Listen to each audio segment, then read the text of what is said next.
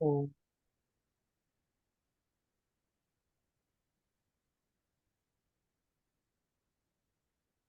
Om Brahmanandam Paramasukadam Kevalam Jnanamurtim Dvandvatitam Gagana Sadrisham Tattvamatsyaadilaksham Ekam Nityam Vimalam Achalam Sarvadhi Sakshibhutam Bhavatitam Trigunarahitam Sadgurum Tam Namami.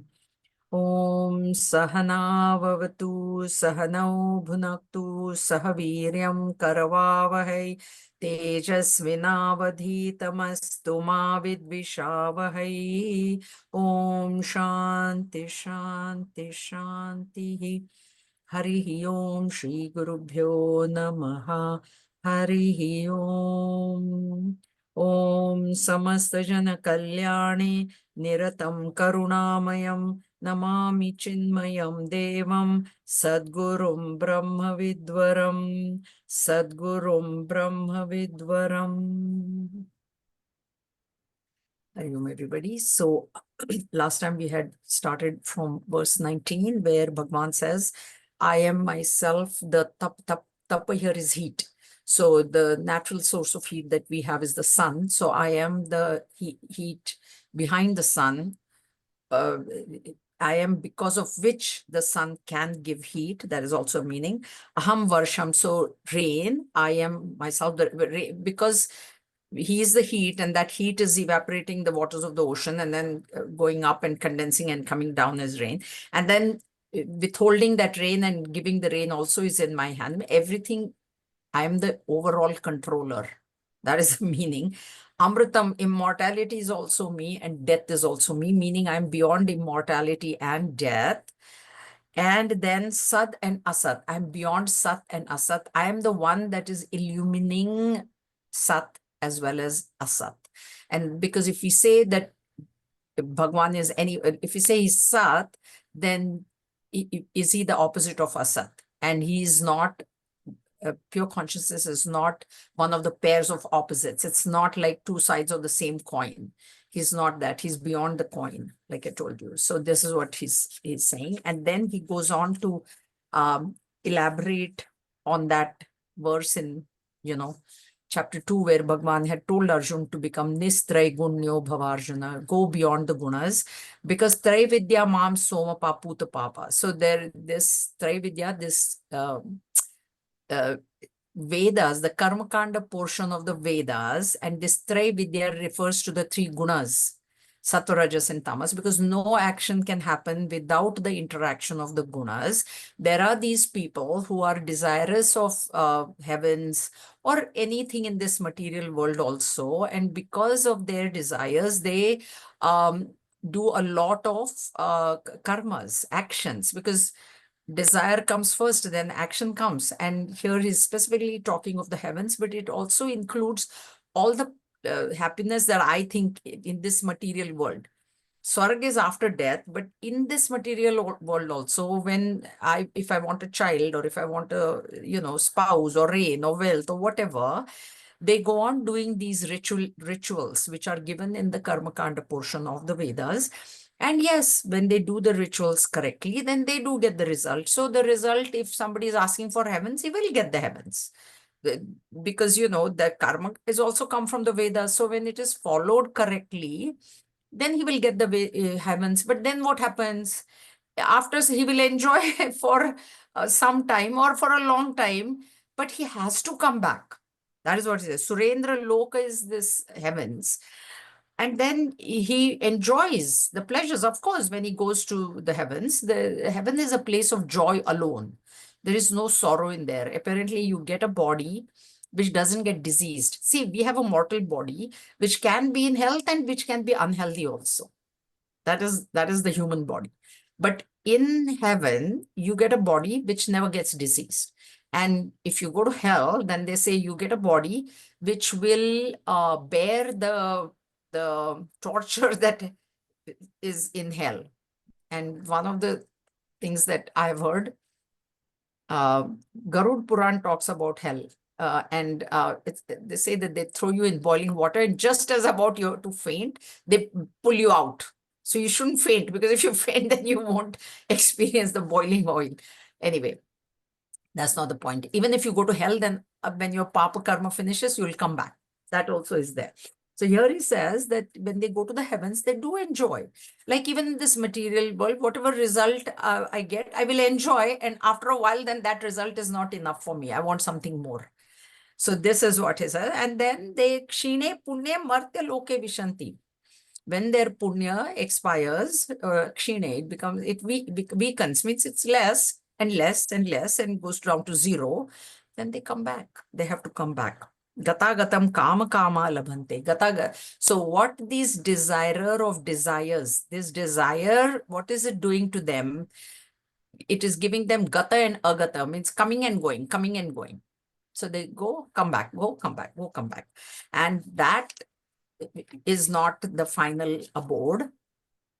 Then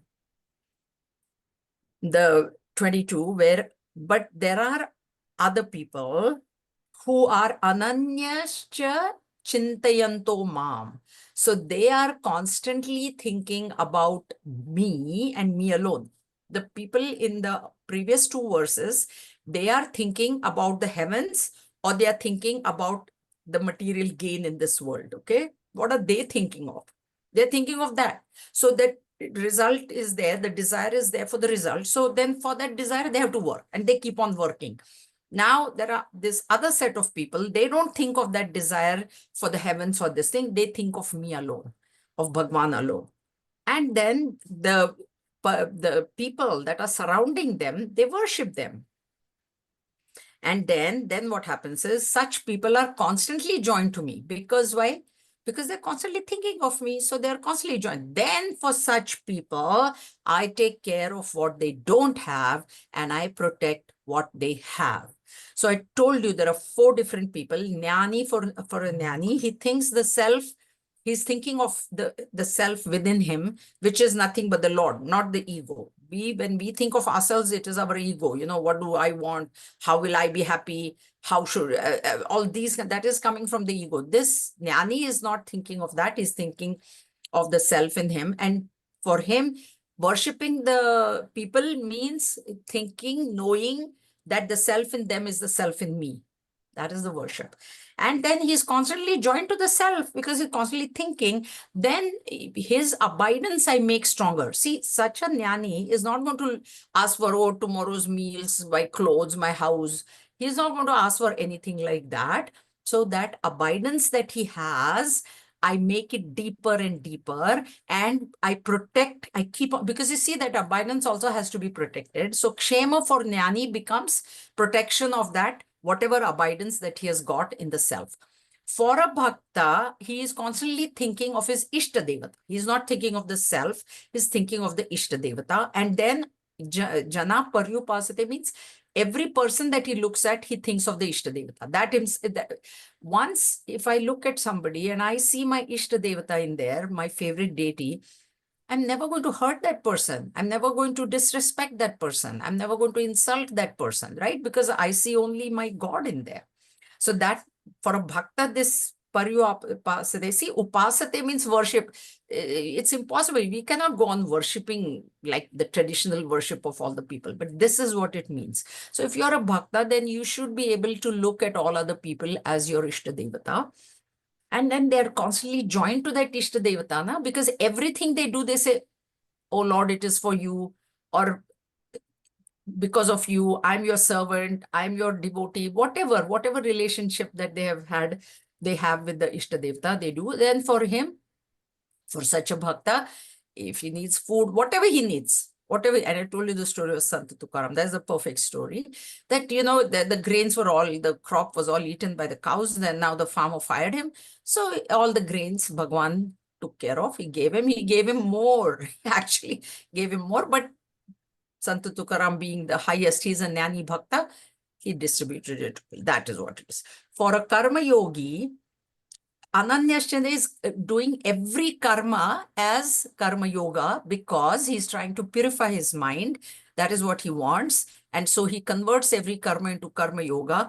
And the people, he knows it, the creation is nothing but the creator. So he will serve the people in any way that he can. And that is his way of remaining joined with the supreme reality. And then for him, the purity of mind is given. Yoga becomes, what does he want? What does he not have? The karma yogi does not have the purity of mind. So yoga becomes purity of mind, which Bhagwan will give. And then whatever purity that he is gaining, that will have to be protected, because purity has come, it can go also.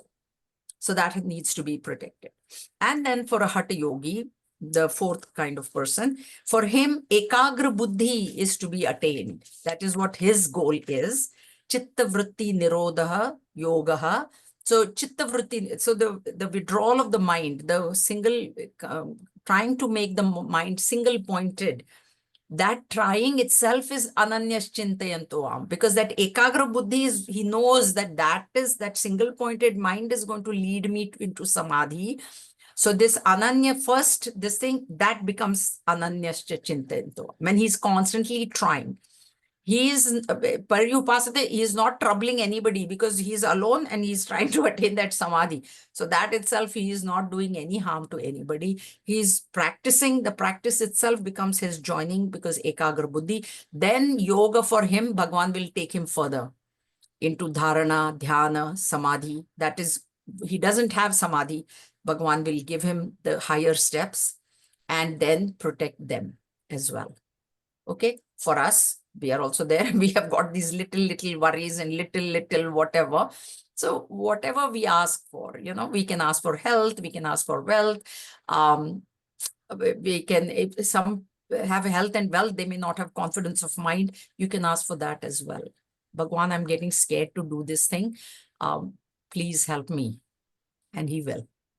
And he will. If you ask sincerely, whatever you ask sincerely, Bhagwan will give. But whatever he gives must be accepted, because whatever he gives may not be what I had asked for. Then you have to have the intelligence to know that, okay, Bhagwan doesn't want me to have this, means there is some other reason for that. And I should have faith that this is for some other reason. Like, I don't know the big picture. I know only the small picture. I'm asking for this much, but Bhagwan has not fulfilled it. Then there must be some greater good in that. There must be some other motive in that. That must be understood. You have to accept the result. That is the first principle of Karma Yoga also, Prasada Buddhi. Whatever that you have asked for, because God gives you what you deserve and not what you desire. And God is not a wish fulfiller. He is a well-wisher.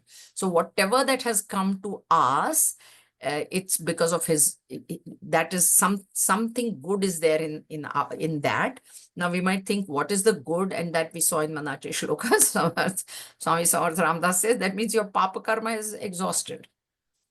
That is the good. That is good. If our papa karmas from previous births are getting exhausted, that is excellent thing to happen. Next. Yepyanya devata bhaktaha yajante shraddhayanvitaha tepi mameva kaunteya yajantya vidhi purvakam. Even those devotees who endowed with faith worship other gods, worship me alone, O son of Kunti, but by the wrong method. Avidhi purvakam, that is the wrong method. Now, other devotees worship other gods. Who are these other gods? These are the demigods. Like, I want rain, then I worship Indra because I want rain. I want money, then I worship Lakshmi Devi. I want intelligence, then I worship Saraswati Devi. So all these, they have faith. See, we see that in Bhagavad Purana, the people, they were preparing to worship Indra. And Bhagwan was very young, 8 years old. He said, why, what is all these preparations? Who are you preparing to worship? He said, no, we have to pray to Indra because he will not give us the rains then if you don't pray. So it is being done with faith. Okay, there is faith. But avidhi purvakam here, vidhi means injunction, but avidhi purvakam should not be considered as they don't know how to do it. That is not the meaning here. Avidhi purvakam means here, ajnana purvakam means ignorance. What is the ignorance? They think that Indra is the final god who will give us rain. They have forgotten that who has given power to Indra to give the rain is Bhagwan. That part is they are ignorant of. And that is the purpose where Bhagwan Krishna, he tells his parents, don't do puja to Indra. Because what is happening now, Indra is becoming very arrogant that you pray to me, otherwise I will withhold the rains. And Indra's post, any post of these deities, the power has been given to them by Bhagwan himself. It is like the government, okay? One is holding a home defense portfolio, finance portfolio, home minister. Who has given them the power? The prime minister has given them the power. The people have given them, right? They have voted for that party. Prime minister is there. Now he is saying, you be the defense minister, you be this, you be that. So if that minister starts thinking that I am the whole, then the prime minister can remove him, not change his portfolio, right? So that should not have, that is exactly the idea here. That's why Bhagwan said the sun. If the sun thinks that I am the one that is giving the heat, then Bhagwan can withdraw his heat from the sun also. Bhagwan is all powerful. So what he says is these people are worshipping these other gods thinking that they are the supreme. That is the ignorance. That is avidhi purvakam. The injunction, they know very well. They know how to do the puja, what is to be done, what is not to be done. All that they know. They don't, he says, and don't worship me. They worship me because you know why? Because they don't know, but I am the one that is ultimately giving them the result. And that is what that Bhagavad Puran, there is, I think it's simple stories, child, no, this is what that is, that what happens in there. He says, don't do this yajna to Indra, right? He tells his parents. Now his parents listen to little, his 8 years old child, he says, okay, then what Indra does, oh, you're not praying to me. Now wait, I will pour rains. So because you see, rain only in a certain quantity is good. If it gets too much also is bad. No rain also is bad. So he starts pouring rain, right? We know 44 days.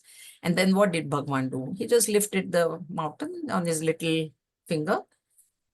Rain, let it rain. How long will Indra go? Just to prove his own supremacy, not his own there, his own only, but Bhagwan's supremacy. This is what he's saying, that they have, now his parents had faith. They knew how to do everything, but they were praying to Indra. What was the ajna? That Indra is giving us rains. If we don't pray to Indra, then he will not give us rains. That is the ajnana. That is what is meant by avidhi purvakam. A vidhi means not that they don't know how to do it. They don't realize that the ultimate giver of that result that I'm asking for is from Bhagwan alone. Okay, that is what it means. Now, he says again, Aham hi sarva yajnanam bhokta cha prabhureva cha natu mam abhijananti tatvenat tatvenatchyavanti te. For why? He's telling the reason why. I alone am the enjoyer in and the Lord of all sacrifices, but they do not know me in essence, and hence they fall, return to this mortal world. So returning here, so now that example I gave you was for rain, but somebody could be praying for heavens. And that is also he had explained before. That somebody who is praying, they think they do Agnihotra karma and then they go and they don't realize that actually who is getting all that is me, because I am the final giver of results. This is what he's saying. Ahami sarva yajnanam bhokta. Sarva yajna, all the yajnas, whatever yajna that you may do it for child, Putra Kameshti is there, Dashath did it, rain, whatever. Our Swamini, Sharda Priyananda, she was, she's attained Mahasamadhi now. She was from Hyderabad, and then she was She was a lawyer. She was very young when she came in contact with with Gurudev. And Gurudev then told her, she went through the course and she was given Diksha, and he told her, you go and establish ashram in this Aranya. It was a forest. It was literally a forest. That's why it's called as Chinmaya Aranyam. The name is Chinmaya Aranyam. So he said, you don't travel, you don't do like prachar and all, you don't have to like travel and do, you go and establish. There was no water over there. There was no water. Forest, this thing. Then she actually did the yajna from the Vedas. Karma Kanda, she did. And it rained over there. This is true. It happened in the mission. And then also, but rain will come once. You need wells also, na? So if I remember correctly, I think Gurudev had come and she said, we need water. So he pointed out a spot. He said, start digging there. And there was water there. So Chinmayaranyam is now flourishing. Now she's gone. There's another Swamini in charge of that. Okay. So it is true. If you do that yajna, you will get it. You will get it. Now she did it for the greater good, na? So if she has set up an ashram, water is the first thing that is required over there. So she did. But people do it for their selfish reasons. Okay.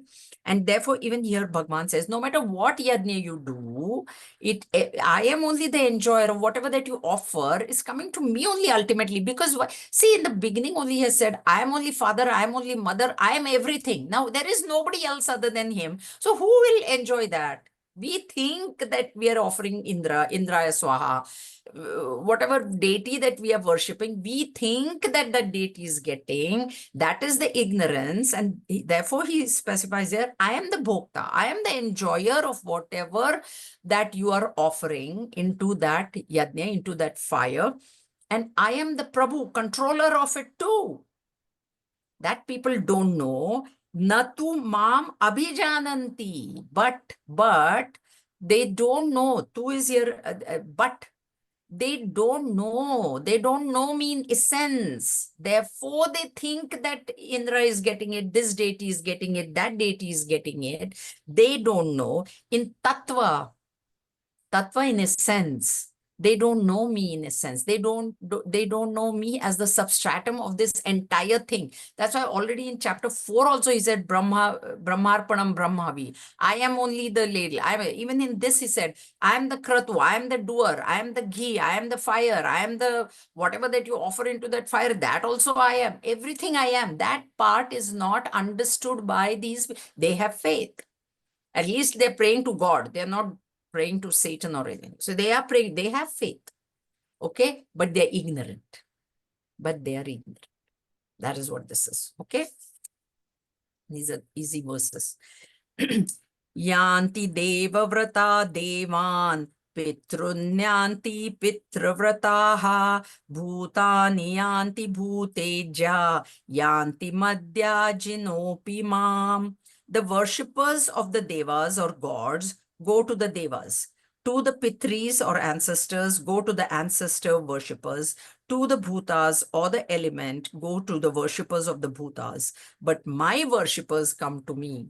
As you sow, so shall you reap. So whoever that you pray to, you're going to reach that abode. You pray to Vishnu Bhagwan, then you go to Vaikunt. You pray to Shivji, you will go to Kailash. Krishna, you pray Saket. No, Ram is Saket. Krishna is this Gokul, whatever, his abode. So whatever that you ask for, you'll reach there. These are limited gods though, so they can only give you finite things. See, we have talked about Deyamna, giving. You can only give what you have. You can, even same applies to the Devatas also, deities also. Indra can only give rain. Indra cannot give anything else. If you want a child, there's no point praying to him because he doesn't have the power to give you a child. Okay. So if you ask for limited things, then you get limited only because that's all there is. There's a deity called Shitala Devi. I don't know if you've heard. Shitala Devi. Okay. Her vehicle is a donkey. Now you pray to her So what she can give you? Donkey only. She doesn't have anything else. How she can give you? Okay. So here he says, Dev, whatever deity that you pray to, you will get whatever that. Pitru is our ancestors. Okay, Pitrvrataha. So you will go to the, we do Shraddha Karma, we pray to the ancestors, you will go to Pitruloka. That is all they can offer you.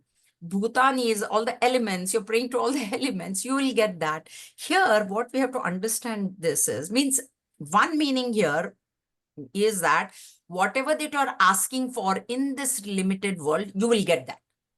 Because you're asking with faith. See, that faith is there, okay? Faith is there and the injunctions are being followed properly, you will get that. But you won't get me because you're not worshiping me.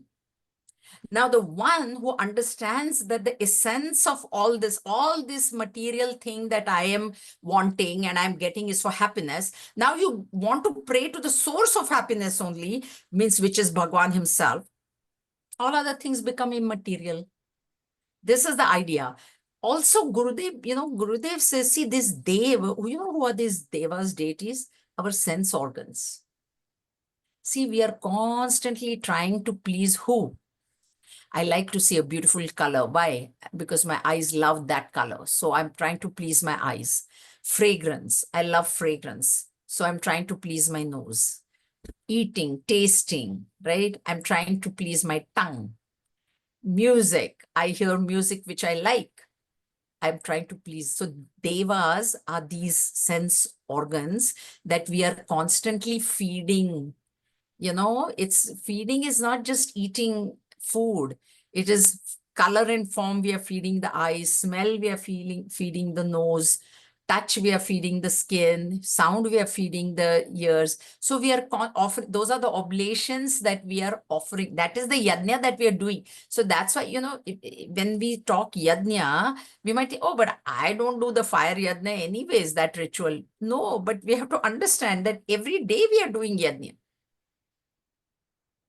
by offering things into our sense organs. That is the yajna that we are doing. I eat only tasty food. I don't go to places which smell dirty.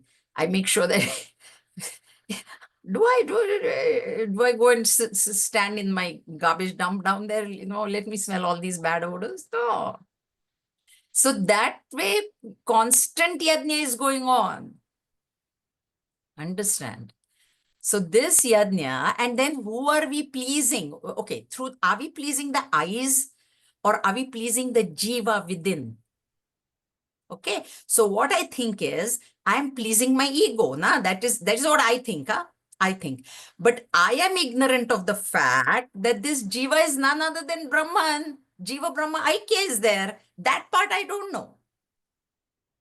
So when I offer all these things, I'm doing it for I get pleasure. I get pleasure watching a movie. I get pleasure listening to certain type of music, eat certain type of food, smell certain type of silk. I wear only silks, satin sheets because my skin.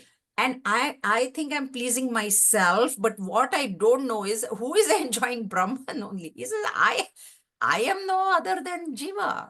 Jiva is my part. That part I don't know. This is what this is. It says they see, that's why, what is the takeaway here for us? So when we enjoy something, we're not telling, Vedanta is not telling us to not enjoy anything. Okay. You like a certain type of food, you like a certain type of, enjoy it. But then keep in mind that this is not the ego that I'm enjoying. Jiva is enjoying, but Jiva is none other than Brahman. That part should be kept in mind. And that's why that gratitude has to come, that if I got this, it is because of the grace of God. That part we forget. We forget to thank the Lord that, I got this. So that is what this means. It's a simple verse. Any questions? Okay. Next. Now, Patram pushpam phalam toyam yo me bhaktya prayachati tadaham bhaktyuparhattam ashnami prayatatmanaha. Whoever offers me with devotion a leaf, a flower, a fruit, water, that I accept, offered by the pure-minded with devotion. So the idea here is not what you offer, but with what attitude you offer. So you may not be rich. Okay. So Bhagwan, you might think, oh, that person has given, so much gold to the temple or whatever, whatever. No. But if he doesn't have that attitude, then Bhagwan is looking at the bhava, the attitude in the mind. So he says, Patram is leaf. Okay. You don't have a flower. Okay. Do you have a leaf? That's fine. Pushpam is flower. Phalam is fruit. And toyam is water. So if you don't have pushpa, flower, you can offer a petal also. That is also okay. Okay, I don't even have a petal. Okay, then leaf, do you have the leaf of the tree? Yeah, you offer the leaf. That's fine. That's fine. Because Bhagwan doesn't need anything. Does he need our fruit and everything is, that's why we have the bhajan. Tera tujhko arpan. Whatever is yours only I'm giving you. So at least give it with proper bhav, Bhagwan. So if I give it with the arrogance that I see it's mine and I am giving you this, then that is not good. That is not correct. So here he says, whatever you offer, by devotees, water they can offer. That's okay. That Bhagwan, I don't have milk, so I will offer water, but with the same devotion, with that attitude. Then he says, Tadaham Bhakti, I take it, Ashnati, I take it and I accept it, and I'm happy about it. Prayatatmanaha, Prakarshena Yatatmanaha. That is the break there. Pra is there, right? Yatatmanaha is one who is practicing. Yata is to strive. So Atmana is the Jiva who is striving. And Prakarshena means he is not, Prakarshena indicates that it's constant. It's not like bouts. So suddenly I feel this devotion towards the Lord and then suddenly it goes away. Not like that, not up and down. This Prakarshena Yatatmana means constantly that devotion is there and is constantly striving to maintain that devotion. And with that bhava of true devotion, he says, I have nothing but water, or I do not have anything but a leaf or a flower or a fruit. And then Bhagavan says, I accept. So whatever that so idea is whatever that we give Bhagavan should be with devotion. See, even they say, even other people, when we give things, we should not give, okay, take it, not like that. Even a beggar, if you, okay, what you're doing, cut, like, take this and go away. Not like that. We should never give like that. We should give happily. Okay. So with that, this thing, this is what she says here. Now this is 27 is an important verse. Yat karoshi yadashnashi Yat karoshi yadashnasi yat juhoshi dadasi yat pasyashi kaunteya tat kurushvamadarpanam. Whatever you do, whatever you eat, whatever you offer in sacrifice, whatever you give, whatever you practice as austerity, O Kaunteya, do it as an offering to me. This was the first principle of Karma Yoga, which he talked about in chapter 2. Whatever karma is done is to be done with Ishwar Arpana Buddhi. This is exactly that, offering into me, means for me, okay? So whatever, yat karoshi, do. So what do you sleep, you eat, you drink, whatever is done, keeping in mind in chapter 15, he will say that I am the digestive fire. So when we eat, if we keep that in mind, that Bhagwan is the one that is digesting all this food, will I put anything wrong in my mouth? See, if I have that thought that Bhagwan is in, that's why he said, Aham Vaishvanaro Bhutva. Praninam Dehamashritaha. I am the Vaishwanar. I am the digestive fire, because he is everything. Already, even in this verse, he said, I am father, mother, everything, grandfather, everything. Right? So whatever we do, whatever we ashnasi, eat. So action, whatever action is done for the Lord or for a higher altar. This is same principle, karma yoga this is. It becomes karma yoga. When you do it for the Lord, that karma becomes karma yoga. This is the principle. Yad juhoshi, offer, whatever you're offering is offering to me. That's why he says those people in ignorance they think they're offering to the various deities. But you understand in your mind that whatever, yes, you are praying to Indra, but ultimately it is going to Bhagwan only. That is what you understand. Whatever you offer in sacrifice. So sacrifice is again yajna, or whatever that you're say giving. Fasting is also a sacrifice. It is tapas. Sacrifice is tapas. Sacrifice has an element of the sacrifice. There is one word sacrifice and there's one word compromise. Sacrifice is when you're giving up for something higher. Compromise is when you're giving up something for the lower. So that's why you compromise your values sometimes. Like you want money, then you will take money under the table. That is compromising your value. That is not sacrificing, that is compromising. But when you are fasting, or you're giving up something because you want the purity of purity of mind, or you're giving up your time to come and attend the lectures, when you're giving up your time to read something spiritual, right? Then that becomes a sacrifice, because you are trying to get rid of your negative tendencies. And that is why you're doing certain practices. That is a sacrifice. That, yeah, very simple example, when the exams used to come, then for 1 month, even I've done it, That's why that came to my mind. For 1 month, no movies, because now that is a sacrifice. Why? Because movies were very, very important in my life. So if I gave up movies for for that exam. But that is a sacrifice. It's not a compromise. Because for something higher, that I want good marks in my exam, I must read properly. I must not get distracted. So that becomes a sacrifice. So whatever sacrifice that you do, now I did it for the exam, or we do it for, this thing, you do it for me, he says. Everything should be offered to me. This is a very important verse.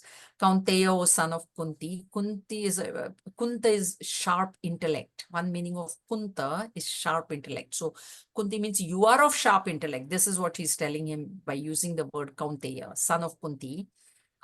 You are of sharp intellect. So whatever that means, you are see, he has refused to fight the war. That is the main thing that this whole thing started. This whole teaching started because he said, I don't want to fight.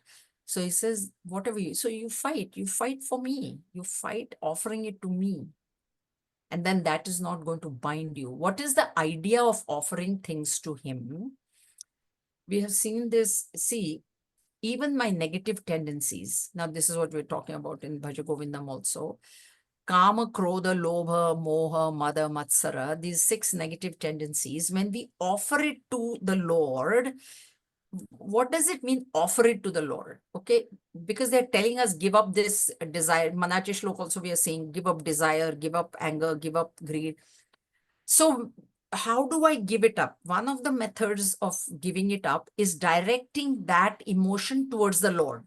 So desire, instead of having it for external objects, if I have it for Lord. Okay. Anger, instead of being angry that this material desire did not fulfill, why don't I get angry at God saying, why are you not giving me that purity of mind? Or why are you not taking away the rajas from my mind? Or why are you not giving me darshan? That anger, that way you direct it towards the Lord. Okay. So this, everything, greed, be greedy for satsang, be greedy for reading, spiritual books, be greedy. We are greedy. We want to read novels and mystery, murder mysteries and this and that, everything. Instead of that, read spiritual material, have greed for that. So this is how, when each and every negative emotion you direct towards the Lord, it becomes, it'll get purified. That negative emotion will then get purified, means mind will get purified. So here what he says is, whatever tapas you do it for me. Means do it for purity of mind. Tapas will give willpower. Tapas doesn't give knowledge directly, but tapas will give willpower. That willpower will help you stay on the path. This is a very, very difficult path, spiritual path to tread. It's like walking on a razor's edge. That is what Kathopanishad is telling us. So to stay on that path, you need that tapas and do it for that. And then that it'll help you stay on the path. That willpower, no, come what may, I am going to do this. That is what tapas is meant for getting willpower. Kaunteya tat kurushva madarpanam. Everything should be offered unto me. Not only just patram pushpam, that is just a physical offering that we offer flowers and fruits and everything, but every aspect of our life should be offered unto him. And offering unto him doesn't mean you cannot take the mind, offer the mind. You cannot, mind is not like an object that you can keep it in a katori, like gulab jam, you keep a katori and then you put it in front of the altar. It is not like that. It is, you remember him. That's why we do prayers before every class. Now by Om. I told you Om for doing anything, or every, when I've taken Swamiji's in the car, they'll say Shri Ram Jai Ram or something. They'll say Om Namah Shiva or something. They will say. So that journey may be, fruitful. Okay. So whatever, and of course, karma, we have seen the 5 types of karma. So whatever in life that you do in your day-to-day life, make sure that you bring God into that transaction. This is what this means. Okay. Remember him. Remembering him, do everything. Then what happens? What happens is that karma becomes karma yoga, purifies the mind, and then knowledge, his knowledge in a sense will become very clear in our mind. That is the whole purpose, to reach him. Because he says, those who worship me will come to me, and it's a point of no return. Then there is no this gata agata, go come is not there. Going, coming will stop. And that's it. That will be your final abode. All right. Any questions? All okay? Shubha Shubha Falairevam Moksha Se Karma Bandhanaihi Sannyasa Yoga Yuktatma Vimukto Mamupashyasi. Thus shalt thou be freed from the bonds of actions, yielding good and evil fruits. With the mind steadfast in the yoga of renunciation and liberated, thou shalt come unto me. Okay, so why should I offer everything? Like he said in 27, whatever you do, whatever you eat, whatever sacrifice you do, whatever you offer, everything offer to me, because thou shalt be freed from the bonds of actions. So that's what I told you there. When you do everything for the Lord, what you're gaining is purity of mind. Okay, what is purity of mind? Absence of likes and dislikes. That is what purity of mind is. There is predominance of sattva in a pure mind, less of rajas and tamas, more of sattva. Now what happens is, how do I get freed from the bonds of action? Because he's saying, thou shalt be freed from the bonds of actions, yielding good and evil fruits. So every action has got 2 results. There is internal result and external result. External result is always good or bad. Good will lead to punya, merit, and bad will lead to demerit. Now, both this merit and demerit, merit also is creating a vasana in our mind. It is creating a blueprint for our next life. Please understand. And that is the law of karma. And that law can never be changed. It is like law of gravity. No matter where you go on the earth, and whatever you throw up in the air is going to come down.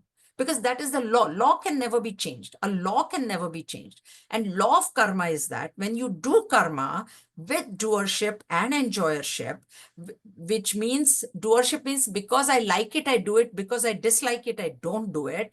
So then when action is based on likes and dislikes, then you have given that action a locus to stick to. And then that locus is what is going from birth to birth. The jiva is going, carrying all these karmas that it has done, good karmas, it has done bad karmas, it is carrying, and that is the bond of action. That is how action is binding us.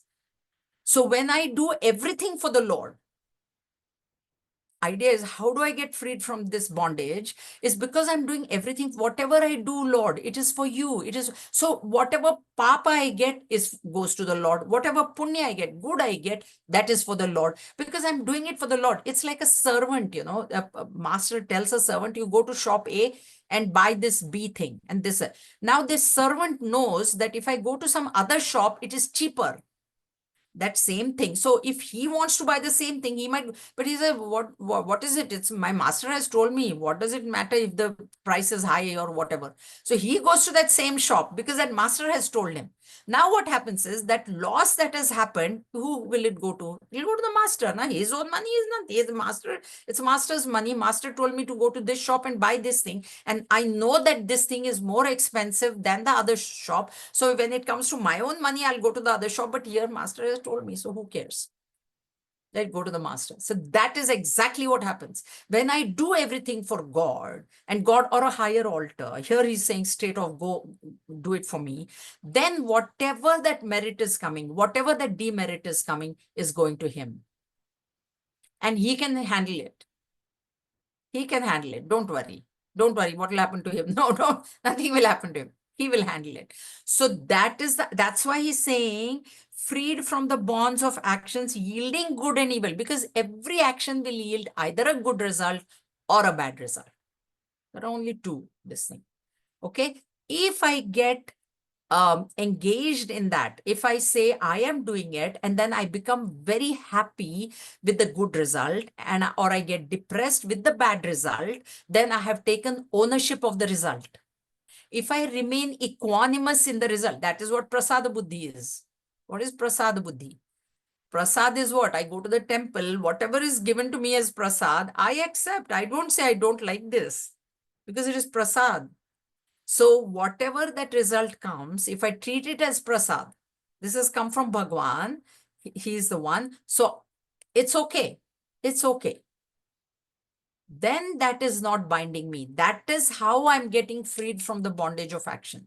That is the only way to get freed from the bondage of action, is to avoid doership. Because doership, when you avoid, enjoyership automatically gets taken care of. We say both doership and enjoyership, but if you don't have doership, if you have done it like the servant, who, if he has done it for the master, okay, now money is lost because this thing was more expensive. Okay, that's fine. Master is taking the loss. He is not, nothing is happening to him. That way. With the mind steadfast in the yoga of renunciation. Renunciation of what? We are talking of karma, so renunciation of doership. This sannyas here, don't think that you have to wear orange clothes and go do things. Sannyas is a state of the mind. Don't think somebody is wearing orange clothes, so immediately, Bhaja Govindam we are seeing. There are people who are doing it just for the belly only. Orange clothes. So sannyas is a state of the mind. And because this is relating to actions, bondage of action, here sannyas becomes sannyas renunciation of doership. Okay? You have to, different things it will mean in the context. The context here is what is the context here is karma bandhan is the context. Bandhan, the bondage due arising out of karmas. So when he says steadfast in the yoga of renunciation, this is karma yoga. It is not sannyas yoga, knowledge, sannyas. No, no, no, no, no, no, no.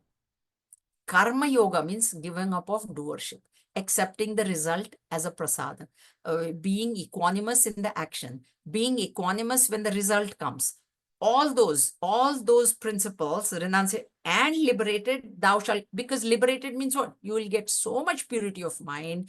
In that purified mind, that knowledge will arise correctly and you will come to me. And that's it. Then me is a point of no return. I am a point of no return. You come to me, you don't go anywhere again. Okay. So Shubha Ashubha Falaihi Evam. This also is very important verse. Both these are very important, 26, 27 and 28. Okay. So at our stage, when we are not that much into knowledge or abiding, this is the method. Because we are so used to doing karmas. Na? Without karma, we cannot live because we're more rajasic. So then this is the way to get out of that bondage of action. Whatever that action that you do, don't take credit for it. Okay, this is from our level, this is a very important verse because yeah, liberation are very high. Jnana, to get that complete samadhi, it's a very, very high goal. But right now, what can I do for it? So at least in my next birth, future births, then I would be closer to that. Okay, all good? Any questions? Chapter 3, he has talked in detail about Karma Yoga, and then chapter 2 also, Karma Nivadikaraste Ma Phaleshu Kadachan. Your right is only on action alone, not on the results. That doesn't mean that we don't work for a particular result. We work for that result because otherwise, unless there is some sort of desire in mind, why would I do that particular work? But whether that result comes or not, I remain equanimous. That is the idea. समोहं सर्वभूतेषु न मे द्वेष्योऽस्ति न प्रियः ये भजन्ति तु मां भक्त्या मयि ते तेषु चाप्यहम्. The same am I to all beings. To me, there is none hateful or dear, but those who worship me with devotion are in me, and I am also in them. Okay. So he said, see, we have to know that even in Duryodhan, he was there, and Arjun also, he was there, and he did not take Arjun's side, Pandava's side, because he liked them. That's what, that's a misunderstanding. Because they were on the side of Dharma, and he has always said that I am always on the side of Dharma. So I am there present equally in each and in the good and the bad. Okay. In the realized master also there, and in the most sinful person also, I am there equally. But whoever worships me with devotion, so worships me means what? Recognizes me, na? How will I worship somebody if I don't even recognize that they are there? So this worshipping here means one who recognizes me to be, already he had said in one of the previous verses that there are these foolish people who don't recognize me to be within them. In the same chapter, he said that, right? They don't recognize that I'm within them. They are only so egotistical that they just think of, there is no God. I did everything and I God. So what is God got to do with this? So this is what is it. But if you recognize my presence, then see, it's, if I don't know, there is a story. So apparently there was a king who didn't have a child. So he went to this Gurukul, a school, and then one of the brahmacharis there, he picked as his heir apparent. But that child was not told. Okay, the child was not told, but he told the teacher that this is the child that he will ultimately be my heir. So he will be the king.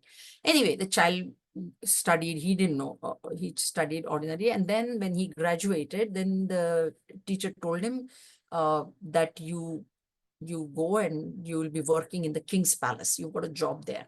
So I was very, very happy. So he was working there. Okay, it was extreme. Still, he doesn't know. He's just working. Then someday when he comes back, then the teacher tells him that actually you are now going to inherit everything, the whole kingdom. Right? So until then, he didn't know. So we don't know. Ignorant people, fools, they don't know that whatever that they're offering into this and this thing, or whatever sacrifices that they're doing, or whatever that they think they want this for happiness, that for happiness, everything is me only. They don't know that. If they would know that right from the beginning, their position would have been much better, na? if that child had known right from the childhood that I'm going to be king someday, he would have been happy from that time onwards. But now last minute he became happy. Oh, but now he's an adult. He became happy. So same thing. If we know the presence, if we recognize the presence of God everywhere and we this thing, our life will be much, much better. Rather than not, and then having the ego that, oh, I did it and I got it, and then what's God got to God? People are saying that to me, to my face only, there's no God. Now what can you say? Can't say anything. Okay, I'm going to stop here today. And are there any questions? So all of you are, first of all, I think it's spring break, but all of you are in town, or do you want classes to be closed for the break? Because Bal Vihar, I believe, is closing from next Sunday. Are you all okay attending the class? Everybody okay? Or, okay, so we won't cancel the class then, okay? So the adult class will go on. So next Sunday, and there'll be class. The next break will be at the long weekend in April, the Good Friday, Easter Monday. So until then, the class will continue. Now, this is about 34 verses, so I should be completing it next time. Next time or the time after, whatever. And are you all interested in doing the discussion, or is okay? Tripti is not okay? Okay. Okay. So no, means I will make the list of verses. That's why I'm asking. I don't want to put in effort which has no this thing, no result. So, okay, fine. So by next week, I'll have the list ready, and then you can pick whatever verses that you want to talk about.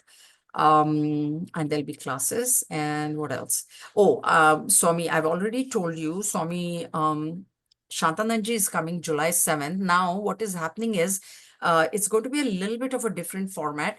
We'll be discussing it in the board meeting. But in the morning, he will be doing Krishna Puja. There will not be a text. I'm just informing everybody. So 6:30 to 7:30, the time will be same. It will be in our ashram here in Vancouver, and he'll do Krishna Puja. So he will do means there will be a yajman, and he will guide. So he will be actually the priest, and he will tell us what to do. Whoever wants to be yajman and do puja, they can, we'll talk about it. There's a board meeting right now, so I'll be talking about it in the board meeting. This is what he has told me. And the evening lecture will be from 7 to 8:30. Okay. And it's at the Hindu temple in Burnaby. That venue is fixed. All right. If there are no questions, then we can stop here, and we will meet tomorrow, some of you, and then otherwise I'll see you on Friday, some of you. Okay. All right.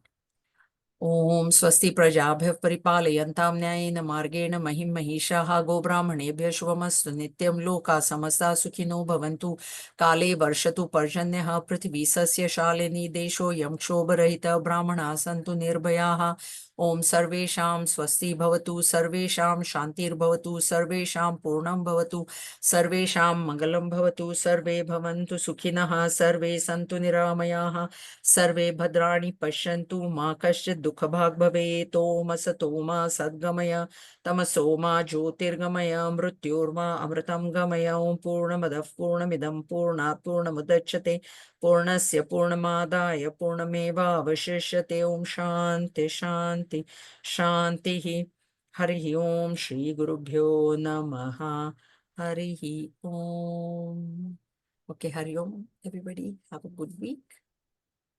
We shall see you.